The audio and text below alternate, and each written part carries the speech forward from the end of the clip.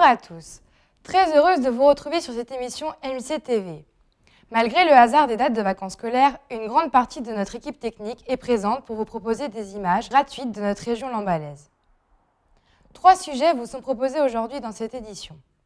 Tous les Lambalais connaissent Moisson d'images qui nous propose chaque année des photos toutes plus belles les unes que les autres. Pour la 25e édition de cette exposition, nous recevons sur notre plateau celui qui en est la cheville, Serge Andrieux. Pour préparer la nouvelle saison du roman noir qui aura lieu à la mi-novembre, nous recevrons un écrivain de la région lambalaise puisqu'il habite à Bréant, Cyriaque Guillard. Mais pour commencer, nous allons au Haras National pour regarder quelques images de la fête incontournable de 1000 sabots. C'est le rendez-vous régional du monde du cheval et ce depuis plus de 15 ans. Lors de cette manifestation, ce sont environ 250 chevaux, poneys et ânes qui font résonner le sol de la ville de Lamballe lors du défilé en fin de matinée, ce qui fait bien 1000 sabots. Malheureusement, cette année, la pluie qui n'était pourtant pas invitée a un peu gâché la journée. Difficile de sortir les caméras, mais cependant, quelques images de MJC Vidéo TV. 1000 sabots, un festival équestre qui rassemble chaque année entre 15 et 20 000 passionnés d'équitation, faisant de cette journée la plus grande fête équine de Bretagne. Sans doute pour la première fois cette année, une invitée surprise a un peu gâché cette journée, la pluie. Le défilé dans le centre-ville de Lamballe est un peu le lancement de 1000 sabots, le point de départ de la manifestation.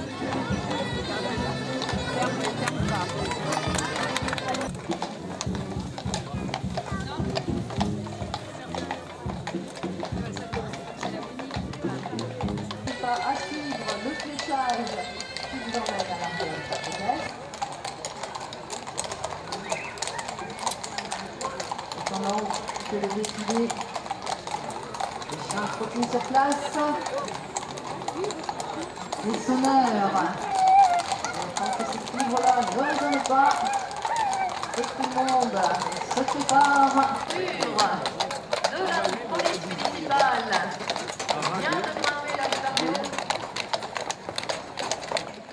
Tous les acteurs de cette édition sont en tenue d'apparat pour le plus grand plaisir des spectateurs qui se massent habituellement sur leur passage, même si cette année, les parapluies étaient au premier plan.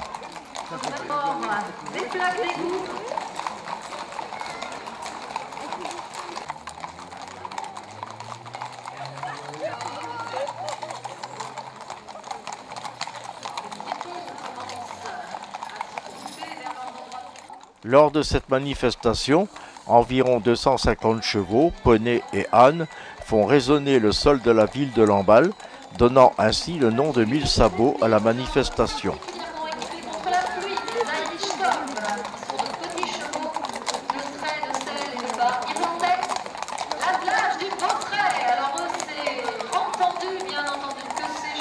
Entièrement gratuite et ouverte à tous, elle permet d'aller à la rencontre de passionnés d'équitation et d'appréhender tous les univers liés au cheval, entre l'élevage, la randonnée, l'attelage, la compétition, etc.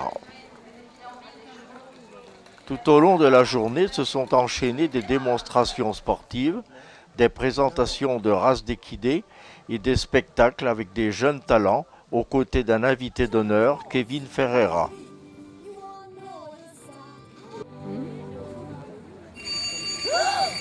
Déjà ? Vite le corbeau ! On va être en retard !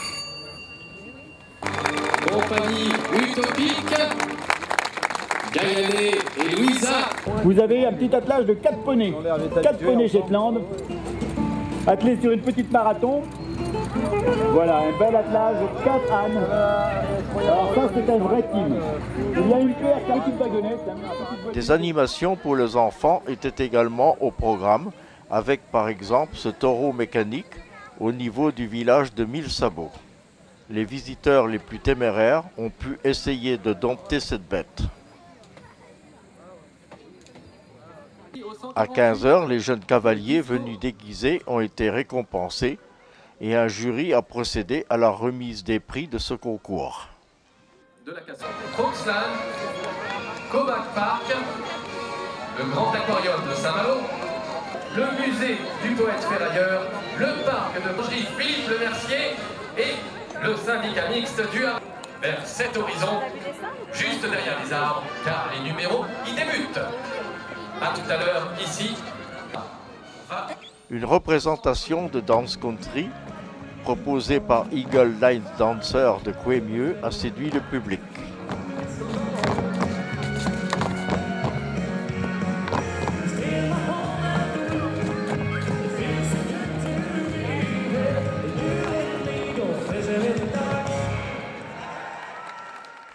Le village des 1000 Sabots, situé à proximité de la carrière principale, a présenté différents stands de professionnels où les visiteurs ont pu se restaurer, se détendre, acheter du matériel et découvrir des activités liées au cheval ou à la ferme.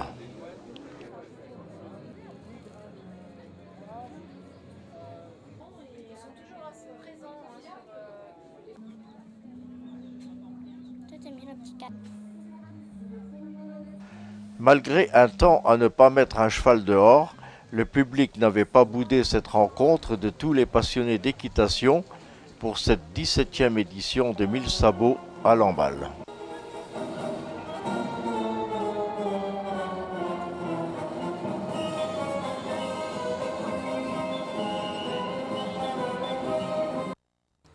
En début juillet, le Comptoir des Arts présentait la 25e édition de Moisson d'images.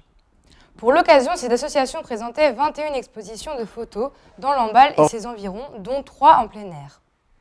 Et le vernissage lui-même était en plein air sur les bords du plan d'eau côté Ville-Gaudu.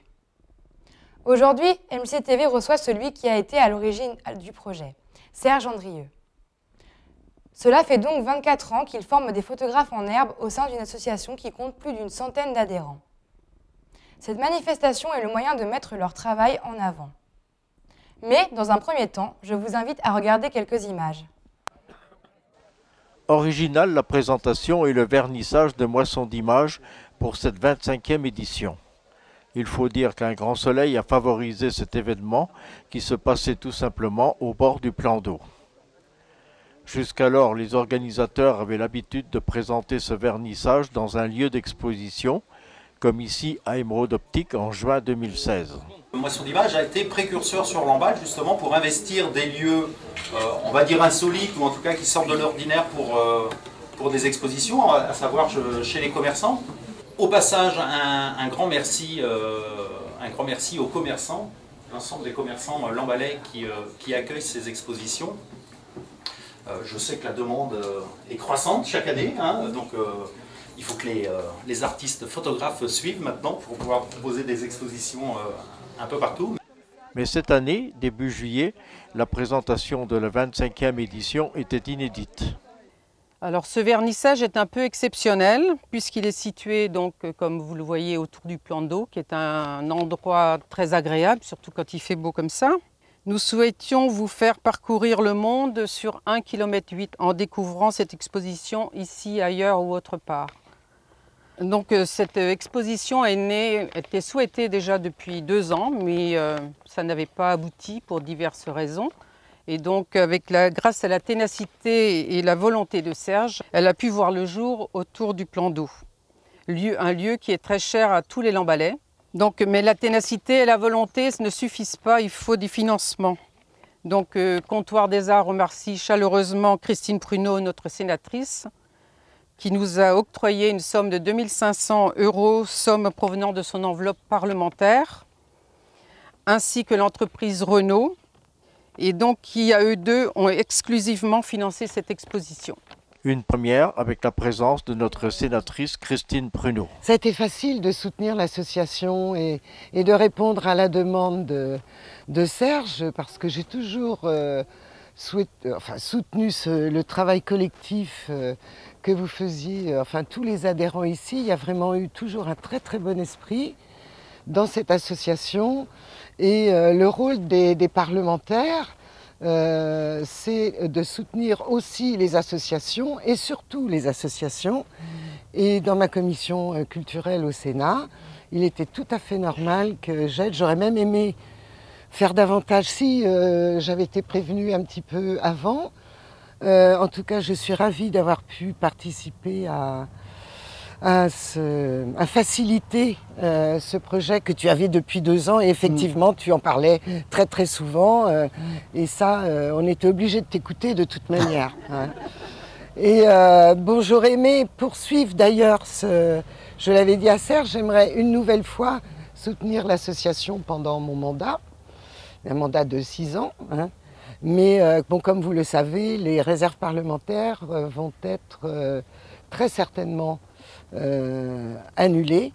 Moi, je le regrette, pas pour les collectivités territoriales, parce qu'elles peuvent s'organiser avec le gouvernement autrement. Les associations, elles, ont moins de dotations, moins de subventions, puisque les collectivités ont moins de dotations. Et moi, ce que je regrette, c'est l'aide qu'on apportait aux associations, justement.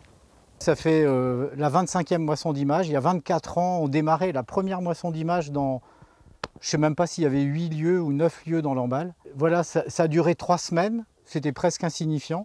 Et après, très vite, on est parti sur 3 mois. Et maintenant, on est sur des moissons d'images qui durent 1 an. Pour la plupart des lieux, puisque on n'a même pas intérêt à laisser les murs de certains lieux vides, sinon on se fait massacrer, quoi. Dans des bibliothèques, des banques, des garages, des carrosseries et de nombreux lieux et commerces de Lamballe, et même au foyer logement du Guessant, près de la Poste, il est toujours possible d'admirer les chefs-d'œuvre de différents artistes. Grâce à son activité de photographe professionnel, Serge Andrieux a récupéré des vieilles photographies de Lamballe. Ainsi, pendant 1 an, les grilles du Haras national accueillent 50 clichés anciens de la ville. Depuis plus d'1 an, l'idée de faire un livre avec cette collection de près de 1000 photos est au cœur des discussions des membres de l'association photographique Comptoir des Arts.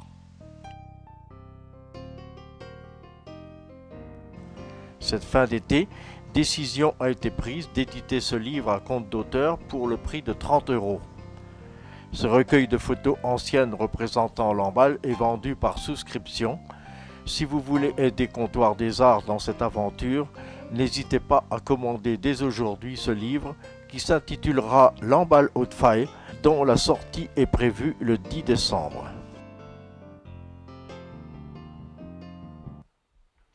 Nous recevons sur notre plateau Serge Andrieux. Bonjour. Comment est née Moisson d'images?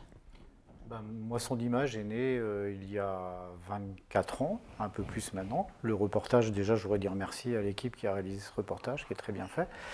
Donc il y a 24 ans, moi j'arrivais dans cette association, Comptoir des Arts, qui avait quoi, 1 an à peu près. Et lors d'un bilan, enfin, comment on appelle ça, un bilan de fin d'année, le président fondateur de l'association présentait la multitude de partenaires qu'il y avait au niveau de Comptoir des Arts. Je ne me souviens pas le chiffre, je dirais 100, voire peut-être 150 partenaires. C'est un partenariat privé qui faisait un peu fonctionner l'association. Et moi, ça m'a surpris parce que je me dis, ce sont des partenaires qu'on ne gardera pas. Enfin, c'est pas possible, on ne va pas être partenaire d'une association. Et si cette association, en plus, ne donne rien en retour, quoi. Et à cette époque, en plus d'avoir 3 ou 4 ateliers photo, il y avait un atelier dessin, illustration, etc. Donc j'ai pris la parole pour dire, pourquoi ne pas, chez ces partenaires-là, pour les fidéliser, proposer des expositions, que ce soit des expositions de dessin, de peinture, ou surtout de photos, parce que moi c'était plus la partie photo qui m'intéressait. Et là, tout de suite, donc, le président de l'époque m'a dit, voilà, ta carte blanche, vas-y, voilà la liste des partenaires et débrouille-toi. C'est ce que j'ai fait, ça m'a pris des semaines, hein. J'y allais un petit peu au hasard, voir les lieux, parce que tous les lieux ne permettaient pas l'accrochage d'une exposition. D'autres si, bien sûr. Et donc la première année, je le dis dans le reportage, il y avait peut-être 8, 9 lieux peut-être, et on a fait ce qu'on a appelé notre première moisson d'images, donc qui a duré que 3 semaines. Ouais. Pourquoi ce nom, moisson d'images? Alors, ce nom, moisson d'images, en fait, je l'ai un peu réfléchi tout au long de ces visites que je faisais chez les lieux, en me disant que d'un coup, d'un seul, comme ça, on ne va pas faire une exposition photo. Une expo, ça se réfléchit, ça se travaille, on fait des prises de vue, on refait quelquefois. Enfin, c'est un travail de longue haleine. Et Lamballe est quand même une ville dans la campagne, quelque part. Et je comparais un petit peu ce travail qu'on allait faire à l'agriculture, en fait. On allait passer l'hiver et le printemps à ensemencer, voir pousser notre récolte. Et quand arrive l'été, puisque les expos, on les prévoyait au mois de juillet, en fait, on allait récolter le fruit de notre travail, donc moissonner nos images. C'est comme ça que l'idée est venue, que je l'ai proposée à l'ensemble de l'équipe de l'époque. Et si certains ont proposé d'autres noms, celui-ci a été voté à l'unanimité très largement, Moisson d'images, ouais, que je trouve d'ailleurs très joli. Je continue à persister, dire que c'est un très beau nom. Quel est le concept de cette manifestation photographique? Alors le concept, bien sûr, c'était de permettre à des photographes amateurs, débutants, d'exposer. C'était aussi, et c'est toujours le concept de Moisson d'images, c'est d'apporter une exposition sur un lieu où il existe un public. Parce que s'il est très facile de faire venir quelqu'un dans une galerie une galerie de peinture, parce que la peinture est reconnue plus que la photo comme un art, ce que je ne discute pas du tout. La photographie, c'est plus difficile de faire venir, surtout sur un laps de temps assez long. Ça nécessite d'avoir des permanences, d'avoir un local, enfin, etc. Donc le vrai principe de Moisson d'images, c'est d'apporter une exposition sur un lieu où le public existe déjà. Donc le fait d'avoir tous ces lieux partenaires montre bien que en fait, ça fonctionne super bien, puisque si ça n'avait pas fonctionné, on ne serait pas là 24 ans plus tard. Et les images qu'on voit autour du plan d'eau montrent la 25e édition de Moisson d'images. Donc c'est vraiment, je pense, une réussite. Et ce concept de vouloir conserver des photographes locaux, amateurs pour la plupart, on a eu quelques professionnels à passer, des professionnels du coin, mais le principe reste vraiment accessible aux amateurs, voire même débutants, puisqu'on a même aussi permis à des structures d'écoles, enfin des collèges par exemple, de présenter leurs photos, des structures associatives, comme ici avec la MJC, avec les Portes du Temps. Ce sont quand même des adolescents qui présentent des photos, et ça c'est quelque chose aussi que l'on veut garder, quoi. Et que de toute évidence, pour l'instant, on n'est pas prêt à changer, quoi. Donc, au niveau des évolutions, y a-t-il eu des évolutions au cours de ces 24 années? Oui, bien sûr. Alors, l'évolution, c'est le nombre de lieux grandissant, puisque si au début, on cherchait des lieux, aujourd'hui, c'est les lieux qui nous contactent, qui nous cherchent quelque part. Donc, on veut quand même se limiter à peu près à une vingtaine de lieux, parce que c'est quand même pas facile à gérer. On essaye de modifier, de garder l'esprit qu'on avait. Moisson d'images, juste expliquer rapidement, donc c'est aujourd'hui 1 an d'exposition dans presque 20 lieux, sachant que tous les 2 mois, on enlève les expos d'un lieu pour les mettre dans un autre. Donc c'est un travail qui nécessite de la main-d'œuvre, qui nécessite du temps. 20 expos avec 20 cadres par expo, ça fait 400 cadres à déménager. On essaye de le faire en une demi-journée. Donc c'est du travail. Donc l'évolution, c'est de maintenir. Enfin, l'évolution, ça a été effectivement de passer de moins de 10 lieux à aujourd'hui 20 lieux. Mais la plus grosse évolution, on va dire, c'est d'avoir réalisé, et on en est très content, des expositions en extérieur. Donc la toute première exposition a commencé en extérieur, c'est une expo de photos anciennes. Ça a été, on le dit aussi dans le reportage, de par mon métier, d'avoir reçu des photos de collections privées, de les reproduire, et dont une photo m'a particulièrement touché, marqué. J'avais envie d'en connaître plus sur cette image. Et quand j'en ai eu plusieurs comme ça, au membre de l'association Comptoir des Arts, je leur ai proposé de tenter de faire une exposition dans la rue Calmette. Donc ça n'a pas abouti pour plusieurs raisons. Et on est allé présenter à Intermarché Lamballe notre moisson de photos anciennes. Et on a accroché une quinzaine ou une vingtaine de photos à Intermarché comme ça. Et ça a été vraiment une réussite, puisque autant la direction que les salariés de Intermarché, les commerçants de Lamballe qui se sont posé la question de savoir pourquoi les photos étaient là-bas et pas ici, enfin, en centre-ville. Donc nous ont commandé aussi d'autres photos. Et de voir des personnes même dans la rue qui m'abordaient, qui me disaient « c'est super ce que vous avez fait à Intermarché, moi je peux vous confier une photo ». Donc là, on a engrangé de plus en plus d'images. Et après, à regarder ces images, l'interrogation c'était « mais on n'a pas l'histoire de ces photos ». Donc pour vouloir en connaître plus sur ces images, nous sommes allés voir le directeur de l'hôpital de Lamballe où, avec tous les résidents qu'il y a dans cet hôpital, on s'est dit qu'on aurait pu collecter des témoignages. Et c'est ce qui s'est passé. Et donc, de l'hôpital, après, on s'est engagé vers les grilles du Haras. On le voit aussi dans le reportage. Donc, on a présenté 50 photos qui sont restées accrochées pendant un an. Nous les avons donc renouvelées avec 50 nouvelles là, depuis le mois de juin. Et puis la grosse évolution là maintenant qui est récente, bah, c'est de ces photos anciennes, puisqu'elles ont un tel succès, que bah, on a pris la décision donc, de faire un livre. Donc un livre qui va s'appeler comme les expos, donc Lamballe Haute-Faille, et qui est aujourd'hui donc en souscription. Donc le reportage le dit bien aussi, mais on le vend par souscription et on espère même que le livre sera, comment dire, imprimé pour le 5 décembre et non pas le 10, puisque le 8 décembre, c'est le marché de Noël aux écuries du Haras et on y sera avec le livre, quoi. Donc, mais il est toujours encore possible et surtout de faire des souscriptions, puisque c'est grâce à ces souscriptions que le livre verra le jour. Et il va voir le jour parce qu'on en est sûr aujourd'hui, quoi.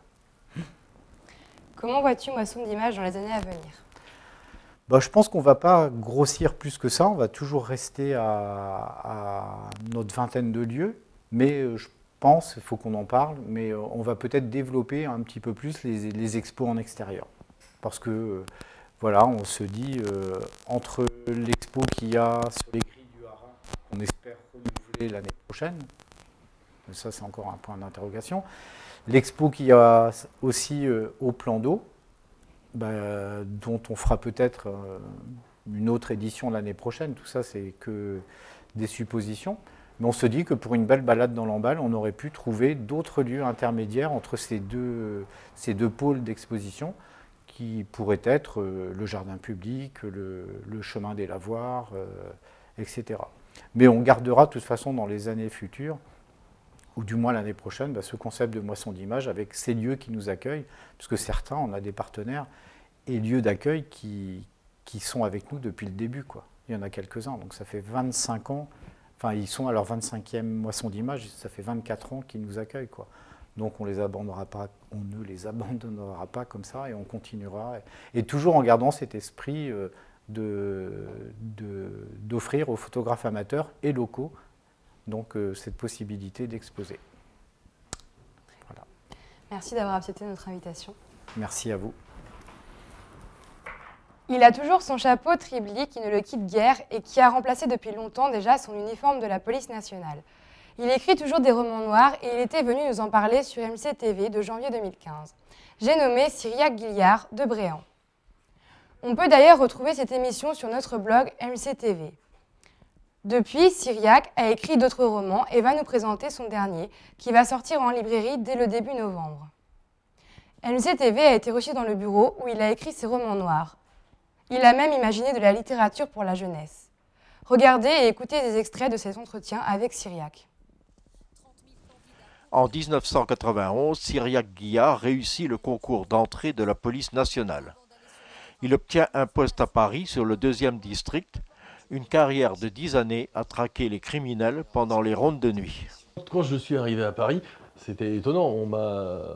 Les anciens m'ont déconseillé de travailler le jour. Ils m'ont dit le jour à Paris, il n'y a que des manifs, donc tu ne fais pas vraiment un travail de police. Donc, partant de ce postulat, j'ai dit je vais travailler de nuit. Quitte à travailler de nuit, faut mieux travailler dans un quartier où il se passe quelque chose que dans le 3e arrondissement où à partir de 23 h, tout le monde est couché. Du coup, j'ai choisi de travailler d'abord en 9e arrondissement, rue Chauchat, où il y a Pigalle, et puis un an après, il y a eu la réforme, et donc je suis passé en police judiciaire à la 2e DPJ, et donc j'ai intégré un groupe nuit, c'est-à-dire qu'on prenait à 20 h, et on finissait à 8 h le matin, techniquement.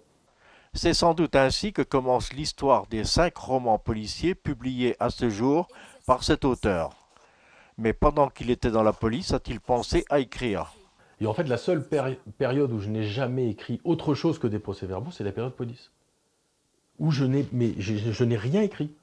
Je faisais mes procès-verbaux. Et quand j'ai quitté la police, je pense que le besoin aussi d'évacuer des choses pas très chouettes que j'avais vues, ont fait que j'ai commencé à écrire. Voilà. Et que de fil en aiguille, on passe aux nouvelles, et puis après on passe sans le vouloir, enfin moi en ce qui me concerne, sans le vouloir, à écrire un manuscrit de 250-200 pages, et puis après on rencontre les bonnes personnes, on commence à publier, et puis voilà, et puis de fil en aiguille, on en arrive à aujourd'hui, quoi. Des romans qui contiennent des anecdotes vécues de sa vie de policier. Oui, parce que je pense que l'intérêt, pour moi, le roman noir, ce n'est pas juste une enquête, un policier, voilà, une enquête, ça, j'ai envie de dire, on allume la télé, il y en a partout. L'intérêt, c'est aussi d'amener le lecteur dans un univers, c'est-à-dire que j'ai un peu envie de dire, c'est comme si le lecteur marchait à côté du personnage et rentrait dans la vie du personnage. Et l'idée, c'était aussi de montrer des tas de choses que j'ai vues quand on est dans un quartier comme Pigalle, où moi j'ai travaillé pendant 10 ans dans ce quartier-là, ou la Goutte d'Or, où on voit des choses totalement différentes les unes des autres, des personnalités, des gens d'univers différents qui viennent du monde entier.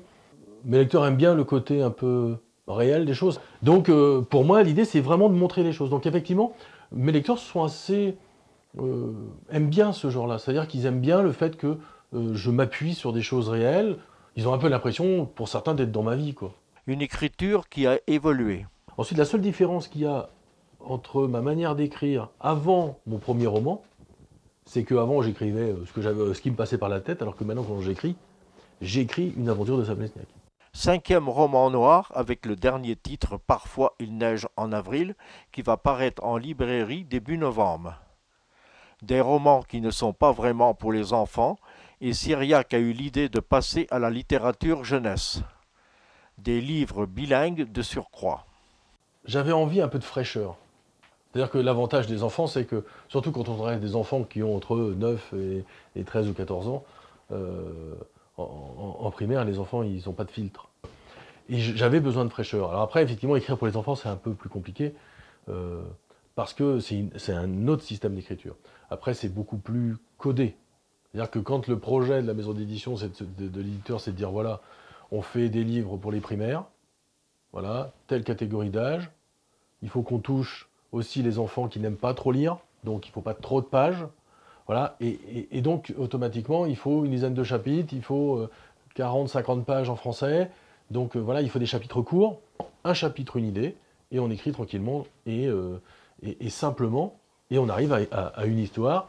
Je me suis replongé dans mes lectures quand j'étais enfant, le Club des 5, Club des 7, voilà. Le fait que ce soit bilingue, ça a un caractère particulier, parce que l'anglais, on est vraiment dans un livre pédagogique.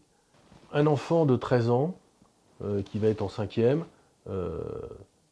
il est tout juste capable de lire l'anglais. Mais le français, pour lui, est de fait très simple.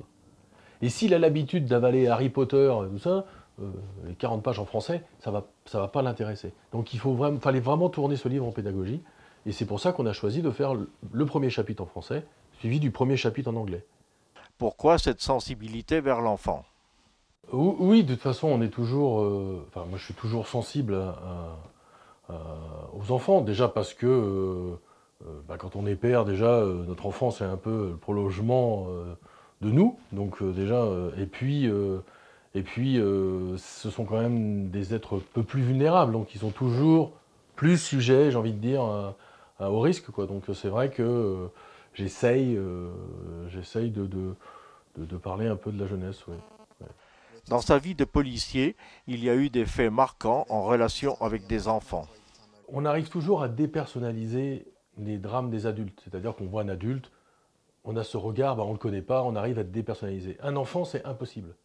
Un enfant, ça va toujours nous ramener à notre enfant, à un neveu, à une nièce, et donc on n'arrive pas à dépersonnaliser. Et effectivement, on est plus touché par le drame des enfants. Et moi, j'ai été dans Filiation, je parle d'une enquête, hein, j'en parle, j'avais décidé de ne pas l'édulcorer, de la montrer telle que je l'ai ressentie quand je suis arrivé sur place, qui est une enquête sur laquelle j'ai fait des cauchemars, mais longtemps après avoir quitté la police. Où Cyriaque puise-t-il son inspiration? Comment travaille-t-il? Chaque auteur travaille différemment, mais je n'ai jamais rencontré un autre écrivain qui travaillait comme moi. Qui me dit ouais, moi aussi je me travaille avec mon cahier, je vais partout, j'écris tout le temps. Moi j'ai un cahier qui me suit mais partout. Je m'arrête boire un café quelque part, je prends mon cahier, je regarde, voilà, je prends des notes, je continue à écrire l'histoire sur laquelle j'écris. Alors des fois, on est vraiment sur un travail de brouillon. Hein. On va être dans un restaurant, on va croiser des gens, on va entendre des gens parler. Et puis ça va mettre un peu notre esprit en émoi, et puis du coup je vais prendre des notes, et puis après je peux les retravailler et mettre une partie ou affubler un de mes personnages par exemple d'un trait de caractère ou d'un tic que j'ai croisé au détour d'un repas au restaurant ou d'un café dans un bar. C'est ça, c'est-à-dire prendre le pouls de la vie pour rendre en fait des situations beaucoup plus réelles, quoi. Dédicaces, forum du livre, salon du roman noir et du polar, autant de rencontres avec ses lecteurs que Cyriaque affectionne particulièrement, comme ici au marché artisanal cet été au haras national de Lamballe. C'est ça. Là, ça se passe sur la journée du 25 en fait. C'est-à-dire que ça commence en fait au réveillon. Et puis ça va jusque. Mais ce qui est super bien en ce livre. Cyriaque Guillard, sans doute un peu forgé par la police, habitué des romans noirs interdits aux moins de 18 ans, a su faire le grand écart en présentant une littérature jeunesse, illustrée et bilingue certes, mais toujours empreinte d'énigmes et d'enquêtes.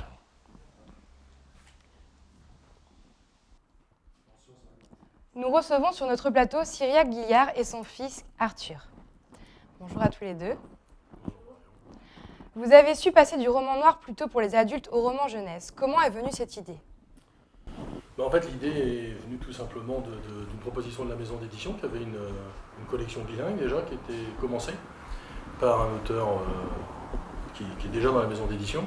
Et voilà, naturellement, ils m'ont proposé de le faire. Alors, ça a été un peu compliqué au départ parce que quand on écrit pour des adultes, écrire pour des enfants, ça n'a rien à voir. Mais bon, voilà, j'ai suivi les codes, je m'y suis remis plusieurs fois et voilà, j'ai écrit une histoire qui semble-t-il plaît bien, donc voilà, et puis le concept bilingue me plaisait bien aussi. Le fait de faire un livre pédagogique vraiment codé pour l'apprentissage de l'anglais en direction des enfants du primaire, ça m'a plutôt bien plu. Voilà, donc j'ai écrit d'autres textes en plus, donc voilà, qui vont paraître bientôt. Avoir des enfants aide-t-il à écrire pour des enfants ? Je dirais oui. Oui, je dirais on écrit différemment quand on a des enfants. Parce que forcément, on est attentif à leurs attentes, on sait ce que nos enfants ressentent, donc on écrit différemment. Maintenant, je pense qu'on peut écrire pour les enfants sans avoir d'enfants. Voilà. Mais effectivement, je pense qu'on écrit différemment, oui. Ça aide. C'est toujours un plus. Quelles sont les retombées de cette littérature ? On sait que c'est cette littérature qui marche le plus avec le polar. On sait que la littérature jeunesse, c'est les meilleures ventes de livres. Donc forcément, d'ailleurs, tous les exemplaires sont partis, il a été réimprimé. Donc ça prouve bien que le concept plaît, que, j'ai envie de dire, la littérature enfant fonctionne.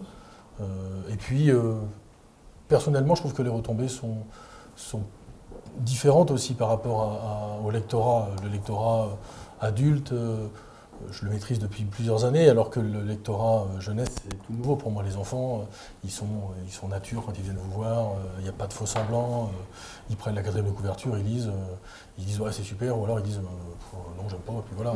Alors que les adultes, ils ont toujours tendance à alambiquer les choses. Cette fraîcheur et ce naturel des enfants fait du bien de temps en temps aussi. Vous dites dans le reportage que vous n'avez pas écrit pendant votre période de policier. Y a-t-il eu une petite époque avant de commencer à écrire? J'ai écrit quand j'étais ado en fait. J'étais un enfant renfermé, j'avais pas trop de copains, je parlais pas trop, j'étais dans mon univers. Donc naturellement en fait, le seul copain que j'avais était la feuille blanche. Très pratique parce que ça ne juge pas, donc c'est hyper simple. Et donc j'ai commencé à écrire comme ça des petits textes comme plein d'ados, rien d'exceptionnel en fait. Et puis, quand je suis entré dans la police, en fait, peut-être que j'écrivais trop de PV et de rapports, donc j'ai plus rien écrit. Et puis, quand j'ai quitté la police, quelques mois plus tard, j'ai commencé à reprendre l'écriture, à écrire sur ce que j'avais connu dans la police. Et je pense que j'avais peut-être ce besoin aussi d'évacuer certaines situations un peu difficiles que j'avais connues, quoi. Donc, et puis après, ça m'a pu quitter. Et puis maintenant, j'écris pour faire des romans. Les policiers sont avant tout des êtres humains. À un moment, vous dites dans le reportage que vous avez fait des cauchemars suite à des enquêtes. Est-ce que ce vécu aide à écrire? Oui. Ça aide à écrire parce que ça permet de plonger le lecteur dans un univers qu'il ne connaît pas.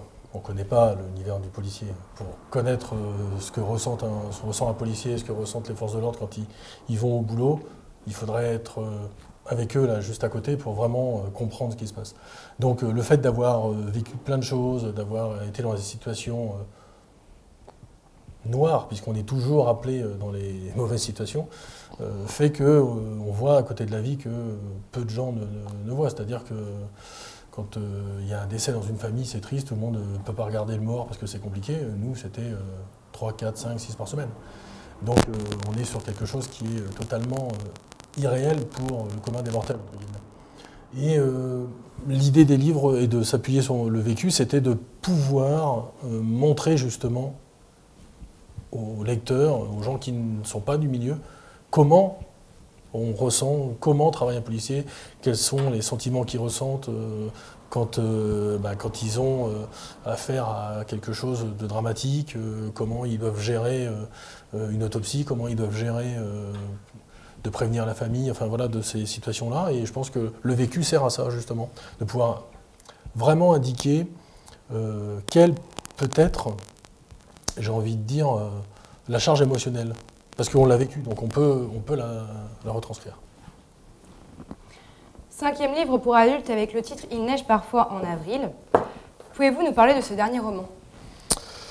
Oui, c'est un roman qui a mis longtemps à venir, puisqu'il y a 3 ans entre le 4e et le 5e.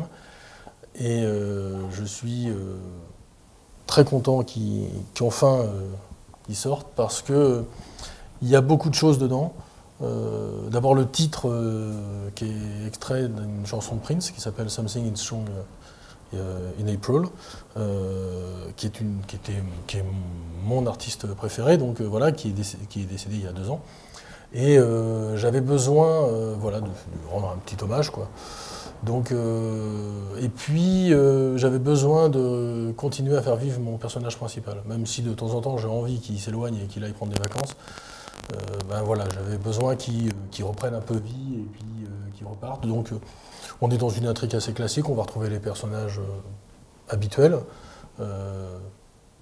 L'idée de départ, c'était de montrer comment pouvait fonctionner une machine judiciaire et comment on pouvait espérer réussir les crimes parfaits, voilà, en ayant le postulat de ne jamais tuer à Paris.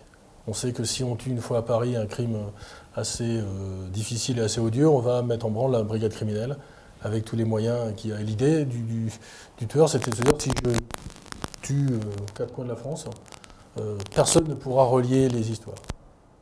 Donc il a élaboré un stratagème pour qu'effectivement toutes ces victimes s'éloignent de Paris, mais évidemment, comme dans tout stratagème, il y a un petit grain de sable, et effectivement, à un moment, il est obligé de tuer à Paris. Et du coup, ça va enclencher plein de problèmes, mais je n'en dirai pas plus. Voilà. Est-ce que le détective Sam Lesniak a encore quelques énigmes à étudier? Oui, parce que depuis le début de mon aventure littéraire, j'ai toujours voulu l'envoyer aux États-Unis. Moi, j'y ai passé un petit moment, quelques jours, dans les années 90 pour le boulot, donc j'avais envie de l'envoyer là-bas. Donc j'ai commencé à écrire une intrigue et il est aux États-Unis, là, je suis en train de l'écrire. Donc oui, il a encore quelques aventures à vivre et j'espère encore plein d'autres qui vont arriver. On est toujours nourri par les faits divers de toute façon, donc je pense que la matière ne manque pas. La police inspire les auteurs puisque Olivier Marchal, ancien policier de la brigade criminelle, est actuellement réalisateur de films avec entre autres le 36 quai des Orfers et Carbone qui va sortir mercredi prochain sur les écrans. Pensez-vous que le quotidien de la police a besoin d'être porté à l'écran ou à la littérature polar? Oui, je pense que c'est une obligation, déjà pour deux choses. D'abord parce que je pense que le roman noir a une spécificité, c'est de retranscrire la vie à une certaine période. Quand on lit Simenon, par exemple, on est plongé dans les années 30. Quand on lit des polars des années 50, ça reflète les années 50. Je pense que le rôle du roman noir, c'est de pouvoir raconter la vie telle qu'elle est, pour que justement, quand on lira dans plusieurs décennies, ce soit une photographie du monde tel qu'il est. Et je pense que la police est le reflet du monde. C'est-à-dire que les techniques de police ont évolué, les enquêtes ont évolué, les crimes ont évolué, même si souvent la base du crime est toujours liée à la même chose, mais la manière de tuer a évolué, et tout ça, en fait, a évolué parce que le monde a évolué, donc c'est aussi une image du monde, et ça permet de montrer, encore une fois, aux lecteurs et aux gens qui n'approchent pas le côté police, de pouvoir vraiment se rendre compte de ce qu'est la vie de policier, de cette dualité qu'il y a entre sa vie de tous les jours, de citoyen normal, voilà, qui doit faire avec les mêmes problèmes que Monsieur Tout-le-Monde, et puis son travail la journée où il doit résoudre les problèmes de Monsieur Tout-le-Monde. Voilà. Et cette dualité qu'il y a entre le travail et souvent la vie privée qui, au final, sont intimement liées. Avoir un fils qui écrit, quelle sensation cela vous procure-t-il? Je ne sais pas ce qui risque de me prendre ma place, alors. Non, blague à part, je suis très très fier. Moi, je sais ce que m'apporte dans mon quotidien, cette manière que j'ai inéluctable d'écrire tout le temps. Voilà, même si demain je ne suis plus publié, ça ne m'empêchera pas d'écrire. Et je me dis que si il prend autant de plaisir que moi je prends à écrire, je souhaite qu'il continue et qu'il aille encore plus loin. Et en tout cas, je lui apporterai toute l'aide dont il a besoin si il me demande. Arthur, comment as-tu eu l'idée d'écrire? Est-ce pour imiter papa? Alors, j'ai fait un concours de nouvelles au Salon de la Maloure. Et après avoir fait, j'avais envie d'écrire encore plus. Et du coup, c'est pas pour imiter papa. Donc c'est toi personnellement. Oui. Où trouves-tu ton inspiration? Est-ce que c'est dans ta vie de collégien par exemple? À l'école primaire, j'écrivais beaucoup à l'école. Donc au collège, j'écris aussi beaucoup. Même si j'ai pas trop le temps, j'essaye toujours d'écrire un tout petit peu. Même si c'est 2 mots ou 2 lignes. Et tu t'inspires de ce que tu vis tous les jours au collège, tout ça, ça t'aide à écrire? Oui. D'accord. Qu'est-ce que tu aimes écrire plus particulièrement? Les romans policiers, mon père en écrit. Est-ce que tu parles de tes écrits avec tes copains? À un copain particulièrement parce qu'il voulait faire les modèles des illustrations. Penses-tu aussi devenir écrivain plus tard? Oui, car j'ai envie que les enfants et les adultes me lisent particulièrement, qui aiment lire mes romans. Merci à tous les deux d'avoir accepté notre invitation. Merci. Merci.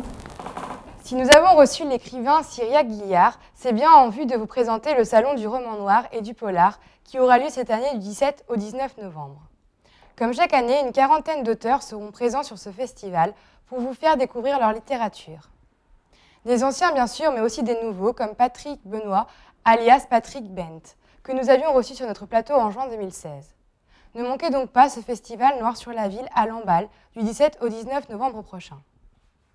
Ainsi se termine cette édition mensuelle. La prochaine émission aura lieu le samedi 25 novembre.